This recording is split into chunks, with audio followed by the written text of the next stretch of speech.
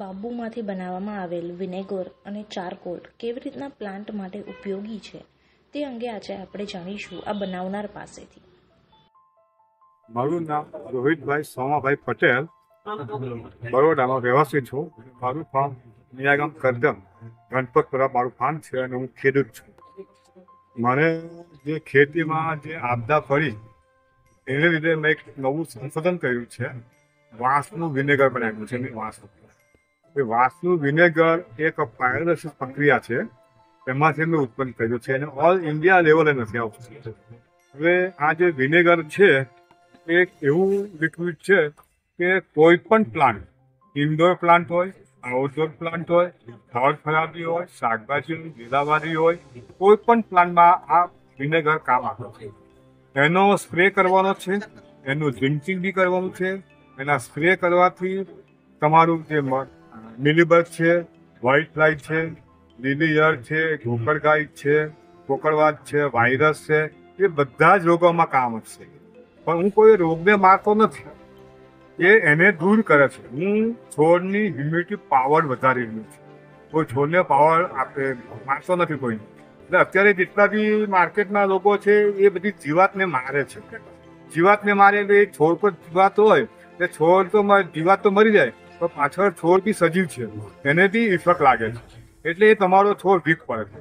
ત્યારે હું કોઈ જીવાતને મારતો નથી, પણ જે કોઈ પ્રાણ વનસ્પતિ, જે પણ વનસ્પતિ હોય એનો હ્યુમિડિટી પાવર વધારી દો છે. એને એક પાવર વધારે આવશે ને એટલે ઓટોમેટિક એ જીવાત દૂર જાય.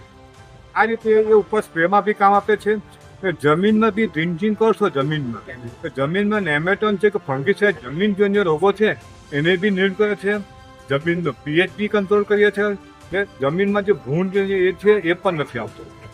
એક ખેડૂતોનો જે લોકો ખેડૂતો લઈ ગયા છે એ લોકો મને કહે કે સાહેબ આનાથી ભૂંડ નથી આવતા, અને એને સ્પ્રે કરવાથી નીલગાય પણ નથી આવતી. આની જે સ્મેલ છે સ્મોકી છે, કે જંગલ સળગે એ જંગલ સળગે એવું જ એની સ્મેલ છે. એટલે જંગલી પ્રાણી એનાથી દૂર ભાગે છે. જંગલી જે ગંધ આવતી હોય ને એટલે એની સ્મેલ બહુ તીવ્ર હોય ને એટલે એ લોકો જંગલી પ્રાણીને ખબર પડી એટલે એ નજીક આવતા નથી, એને અડકતા નથી. આ રીતે બંબુ વિનેગરનું કામ છે. આ બંબુ વિનેગર સીડ જર્મિનેશનમાં બી કામ આપે છે અને કમ્પોઝમાં બી કામ આપે છે. તમારે જે ઘાસનું બી પડ્યું હોય ને એ તમારું જે તમે છાંટશો ને તો બી ઉગશે નહીં, એ કમ્પોઝ થઈ જશે, ખાતર તરીકે કામ આવશે. એટલે નિંદામણમાં બી કામ આવશે. નિંદામણ તમારું દર વર્ષે નિંદામણ ઘટતું થશે. મલ્ટીપલ મેં આખું અને લક્ષ્મણ રેખા દોરેલી છે. હું આખા છોડની હ્યુમિડિટી પાવર વધારી લઉં છું.